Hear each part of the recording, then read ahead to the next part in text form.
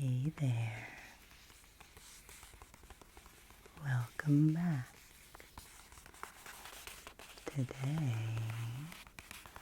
we have some fun book-related ASMR, and the books I will be sharing will be a surprise. This is the third year in a row I have done a video in conjunction with my local library's fun February activity of having mystery dates with a book. So every year the library puts out a display of these books, which are wrapped in brown paper and make wonderful ASMR sounds. The first year they did this, I was like, oh my goodness, this has ASMR written all over it. And it's just really fun because it allows you to choose a book or two. I actually have two to share with you today that you don't know anything about, that you're picking just by chance, and you can see if it's something you end up enjoying that maybe you would not have chosen otherwise. So it's fun to reveal the books and all, and I even, got out my fuzzy heart sweater, which I haven't worn in a long time actually, because I thought that would be thematically appropriate, and it makes a nice scratchy sound. But my favorite thing about these videos is the sound of the paper-wrapped books. So I always like to drag that part out a lot before I reveal the book to you. So I thought I would start out today by giving you a little overview of the books that I went on dates with over the past 2 years, and what I thought of them. Because I think 2 years ago I did end up talking about the 2 books I got in later videos, but I don't think I did that last year because I will share with you what happened as I tap on this book and give you some lovely brown paper package sounds. So 2 years ago, the first year I did this, both of the books I ended up really loving. And one of them in particular, I wasn't sure that I would like when I unwrapped it. That's what's fun about these videos. You get to see my initial reaction to a book before I've actually read it. And you can go back and watch those 2 videos if you've never seen those. Watch me unwrap them. But I am going to mention the title of those books because for those of you who like the book review content, I want to give you my mini reviews. The first year I got Devan Rivals, and I wrote down the names and the authors because even though I love books, I'm terrible at remembering authors' names. I feel bad about that. So I got Devan Rivals by Rebecca Ross, which was a fantasy romance novel, kind of like enemies to lovers was kind of the trope in that one. And based on the description on the jacket, I did not think I was going to like it, but I did end up really liking it, and it was a duology, and I even read the sequel to it and enjoyed both of them. I think I did talk about that in up all these videos and link to them for you in the description. And then the other book that I chose that first year was, is it Sea of Tranquility? Yes, Sea of Tranquility by Emily St. Johnson Mandel. And its description in the, inside of the front cover was so convoluted and strange that I kind of thought, what is this even going to be about? And it just confirms something that I share in a lot of my book videos, which is that I do not like the summaries that are printed on the inside covers of books. I feel like they often misrepresent the plot.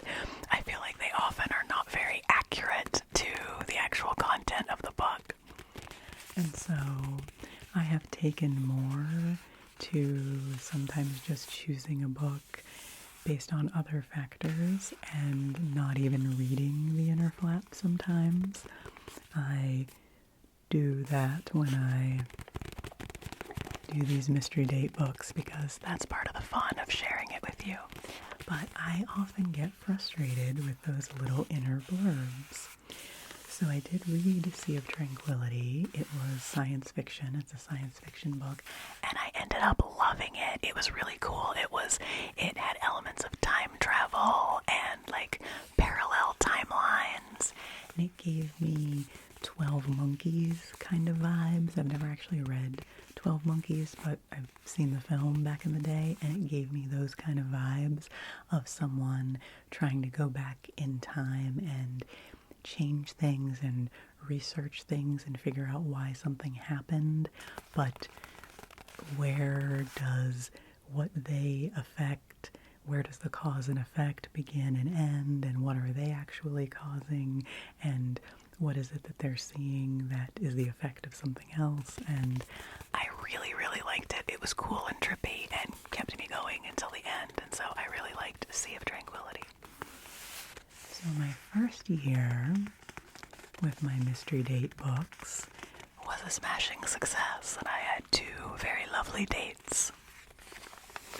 Then last year, I ended up with 2 books that I did not like at all. The first one was I Hope This Finds You Well by Natalie Sue. And it was kind of do a little close up of this for you here. It was kind of a romantic comedy set in an office setting. It was like an office romance.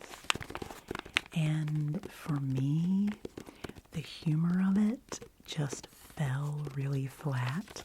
I think because some of my personal experiences in the past of working in really dysfunctional, toxic office situations, that some of the humor that was based on that kind of dysfunction was not funny to me, and I was just like, I don't like these characters, and I don't find them to be sympathetic characters, and I just wasn't really into the story. So that was a book that I actually only read a few chapters of and then just didn't even finish. And that's rare for me. So it may well be a good book if you've ever read that book and you liked it. Let me know. Maybe if I read it at a different time in my life or something, but it was just not my cup of tea at that time. So that was not a successful date. That was a date I did not even get to the end of. I walked out on that date. And then the second book I got was Playground by Richard Powers. And people love Richard Powers. If you're a Richard Powers fan, I apologize because I'm about to tell you that I don't like him. I do not really like his books. I've only read 2 of them. I read the Overstory because I'm such a huge plant person, and people were talking about that book and all the intertwined stories that all had to do with plants and trees. It was a very tree-centric book. And I got through that one, but it was hard for me to get through for a lot of different reasons. And then I decided to give him a second chance and read Playground, which its theme was the ocean and ocean life and kind of computers and the birth of the internet and the birth of AI, and those two things kind of intertwined. And it seemed like it had potential to be good, but to be honest, I just did not like the way he treated his characters. I did not like the way he approached the female characters, to be honest. And I also feel like he's one of those authors who just likes to have the most tragic things possible happen to all of his characters, and that somehow it's like, oh, the more tragic their lives are and the more terrible things happen to them, the better the book is. And I don't think that that is true. I think that's, I don't know, I think that's a technique that maybe shows a weakness in writing. I'll be bold and say that. I think that maybe shows a weakness in writing if you need to have shocking, tragic things in order to hold up the structure of your plot. And so I finished that book because, again, I kind of wanted to see it through. It was this large, entangled, convoluted plot, and I wanted to see how it would end. And I did not like the ending at all. The ending had this kind of like twist, which I thought was, again, I thought it was kind of a cheap trick. I don't know, I didn't really like the ending, and the couple of characters that I had kind of been able to invest in a little bit, I didn't like the way they were treated, and I thought it didn't do them justice, and I just didn't like that book at all. So, again, if you are a fan of Richard Powers, I apologize. Everyone to their own, everyone has their own taste when it comes to books. So that was a bad date.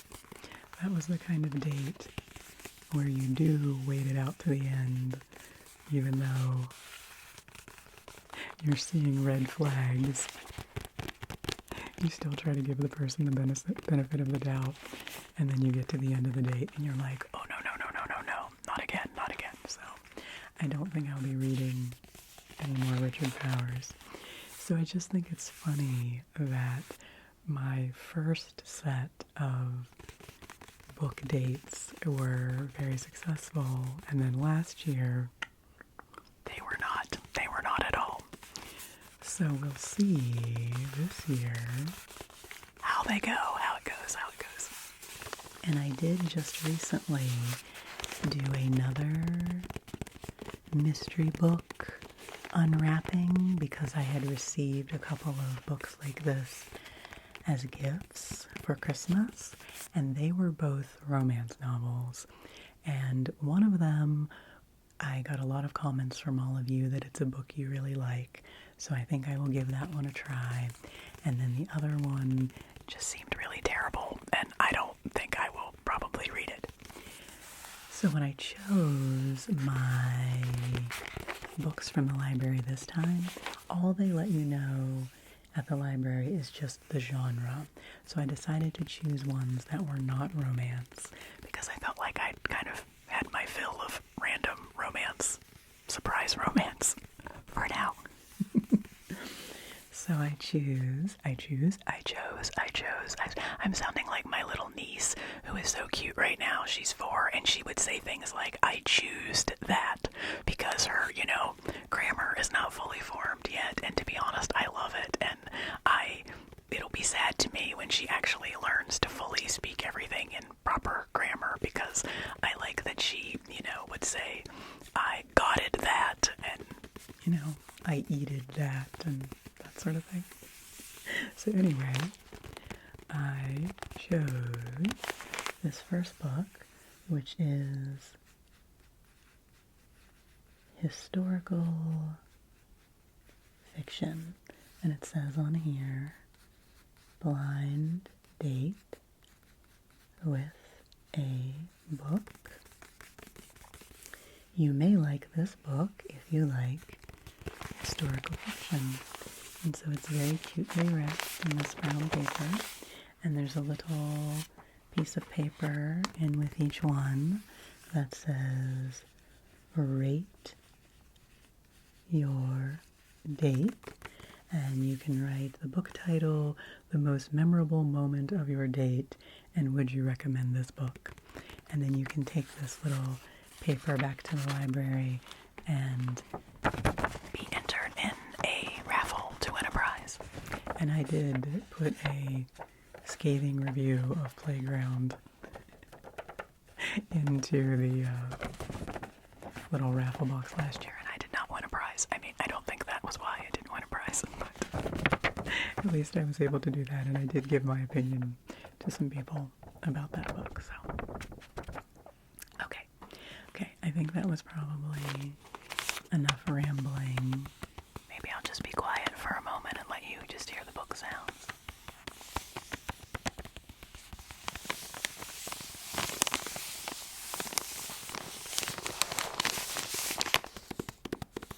Decided to be bold and not wear my headphones for this video, so the crinkliness is not too much. But let's see. Let's see what we've got, shall we? We do have a second one over here that we'll be able to do some more tapping on. So, let's see.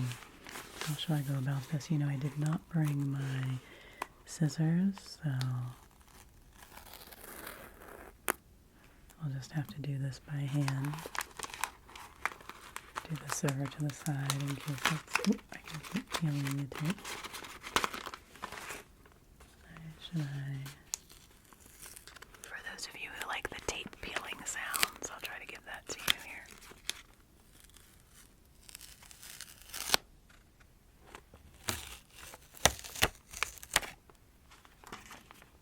I like how they did it. It's like it's wearing a little suit. Unwrapping. Check it off here, and let's see what we got. Oh, is it a little step? Ooh, okay. Let's see. Wow, okay. This is a winner of the Nobel Prize in Literature. So, wow, okay. We do not part. We do not part. By Han Kang.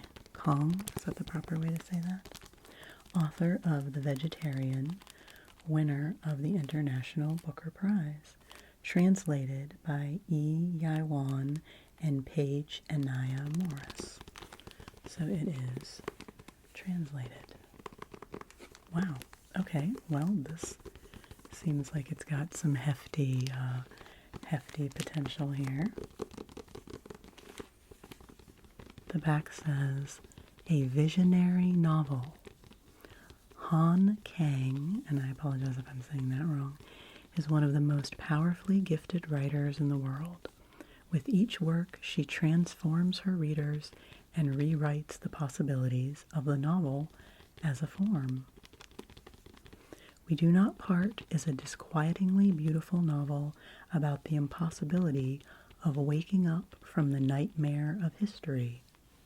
With prose as delicate as footsteps in the snow, it conjures up the specters haunting a nation, a family, a friendship.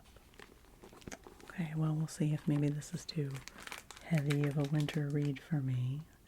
Let's see what it says. One winter morning, Kayunga, and again, I don't know if I'm saying that properly, receives an urgent message from her friend Inseon to visit her at a hospital in Seoul. Inseon has injured herself in an accident, and she begs Kayunja to return to Jehu Island, where she lives, to save her beloved pet, a white bird called Amma. A snowstorm hits the island when Kayunga arrives. She must reach Insion's house at all cost, but the icy wind and squalls slow her down as night begins to fall. She wonders if she will arrive in time to save the animal, or even survive the terrible cold that envelops her with every step. Lost in a world of snow, she doesn't yet suspect the vertiginous, I don't think I know that word, is that like vertigo? Vertiginous. The vertiginous plunge into the darkness that awaits her at her friend's house.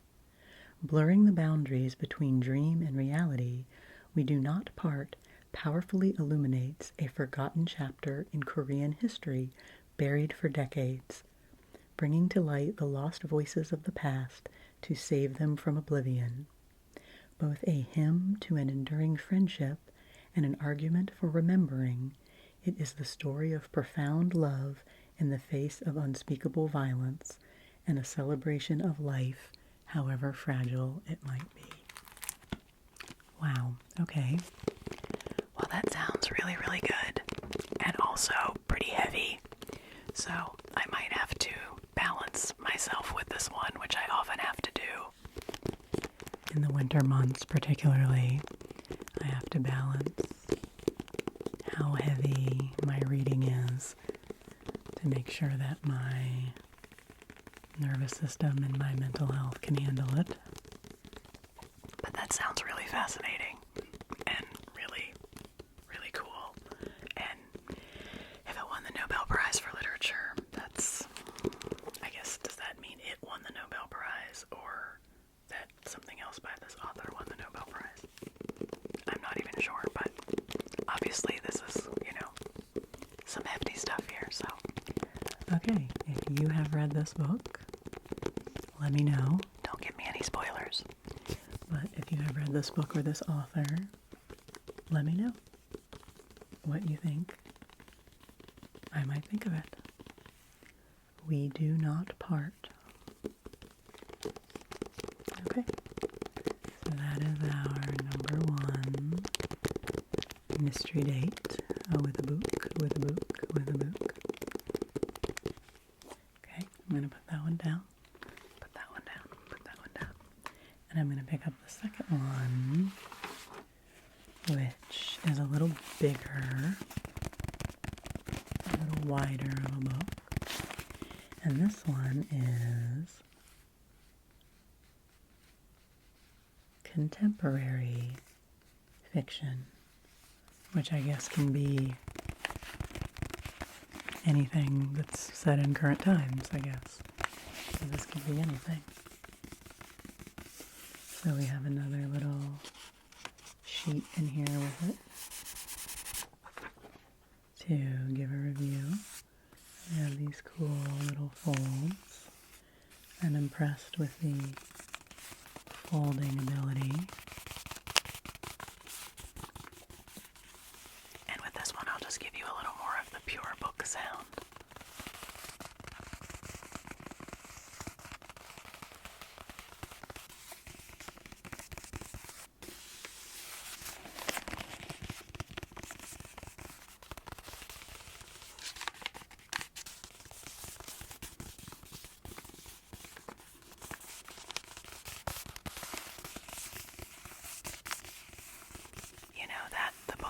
Unwrapped.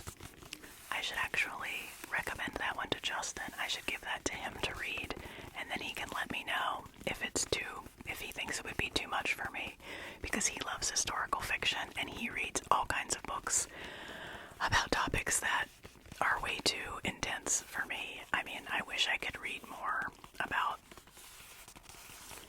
historical things, that even the things that were tragic, but sometimes I get too upset reading that kind of stuff.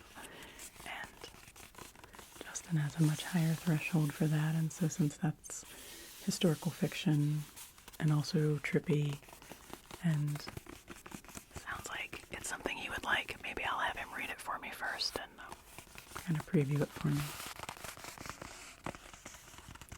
since I got 2 of these books anyway, I did kind of envision one being for Justin and one being for me.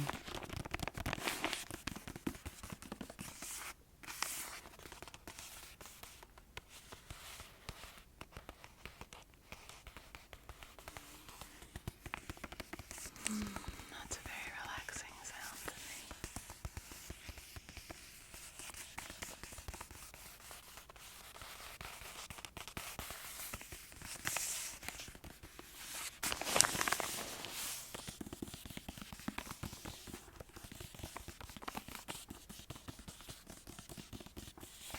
Okay. Shall we open this one? Shall we open number 2? Shall we open number 2?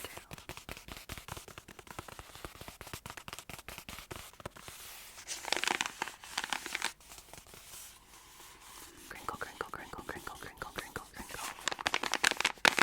Crinkle, crinkle, crinkle, crinkle. Okay. We do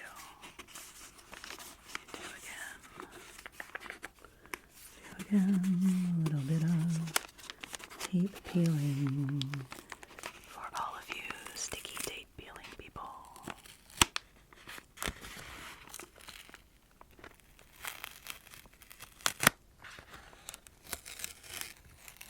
Might be a little loud. If there was any edits there, it's because those were loud popping sounds. It's hard to tell.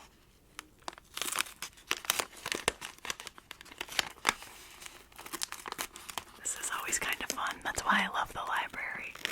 It's just like, you know, the abundance of the library.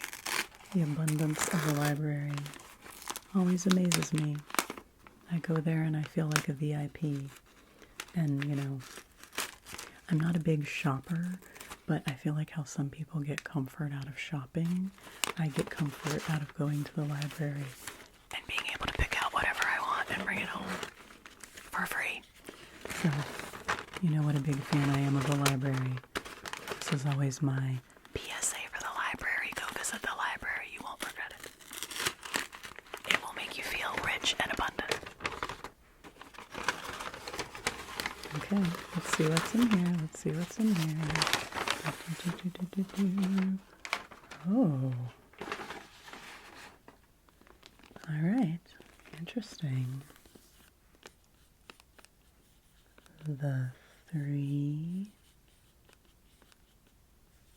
lives of Kate K by Kate Fagan. Oh, this is a Reese's book club. For a second I was like Reese's, like Reese's Cups. No, I guess that means Reese Witherspoon. I guess she must have a book club. Okay, well, if it's in Reese's book club, then I don't know. That gives me maybe a little, I don't know. I don't know what that tells me, actually. I really don't know what that tells me. Simply Unputdownable, okay, by the best-selling author of The Return of Ellie Black. Okay, well, it's a very bright cover. We've got this rear view mirror here with a split of 3 different panes of this woman's eye in the rearview mirror, and there's a little lime hanging from the rearview mirror. Let's see. The 3 Lives of Kate K peels back the provocative pretense of superstardom to tell a tale about friendship, love, ambition, and the burden of selves we bury but carry with us through time. Readers who crave a thriller's pulse and a literary novel's perception will be rapt and delighted by Fagan's gripping and heartfelt debut. Okay, well, if it's a thriller, I don't know, because again, I don't really have the nervous system for thrillers. But let's see. Let's read a little more here. In this propulsive and keenly observant debut novel, an anonymous best-selling author reveals the secrets from her past and why she's been on the run. Kate K knows how to craft a story. As the writer of a best-selling book trilogy whose adaptation struck box office gold, she's one of the most successful authors of her generation. The thing is, Kate K doesn't exist. Her real identity has been a closely guarded secret, with only one other woman knowing the truth. That all changes when the actress from Kate K's movie adaptations, Rye Channing, asks to meet the writer behind the pen name. Kate feels an immediate connection with Rye, but is hesitant to reveal her true self. What follows leads Kate down the rabbit hole of her former life, still wondering, all these years later, if she made the right choice by running. An inventively told, edge-of-your-seat read, The 3 Lives of Kate K explores the complex relationships between women, the limits of ambition, and the power that comes from embracing your story. That actually sounds pretty good. Okay, well, I will give it a try. Interesting. These 2 books are very, very different than the ones I've chosen in the past. Each of the past 2 times I've done this, I've chosen a romance novel and a science fiction novel. So just choosing some straight up fiction this time. They didn't really have any science fiction, sci-fi. They didn't really have that in the choices, and I didn't really want to choose a romance again. So, okay, so we have The 3 Lives of Kate K, and then we have We Do Not Part. And I didn't really, this book on the cover simply has some artwork of trees with a blue background, kind of in 4 little sections here. So, okay. So, thank you, friends, for hanging out with me for this little unwrapping here. Ooh, give you some page sounds as well. Yeah, I think Justin will like this book. I think that's a good plan, actually. To ask him to read it first and see if he thinks I'll like it or if it's too much for me. Since it, said there was violence, etc. And I have such a low threshold for that, which, like I said, is something sometimes I wish that I could build up a tolerance for a little more, but it's kind of just who I am. So, anyway, thank you for hanging out with me as I checked out these 2 new books. So please tell me what you're reading these days and what you would recommend to me.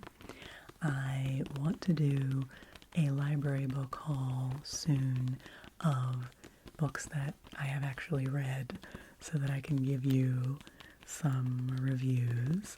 I've been doing a lot of reading this winter. That's kind of what's been keeping me going. One of the things that's been getting me through these cold, wintry days. So I always love talking to you about books, and I appreciate you being here with me and, being interested in the things I want to share with you. So take good care of yourself. Enjoy a cozy book. Rest well, and I will see you again soon. We'll see how these dates go. And at some point, I'll let you know.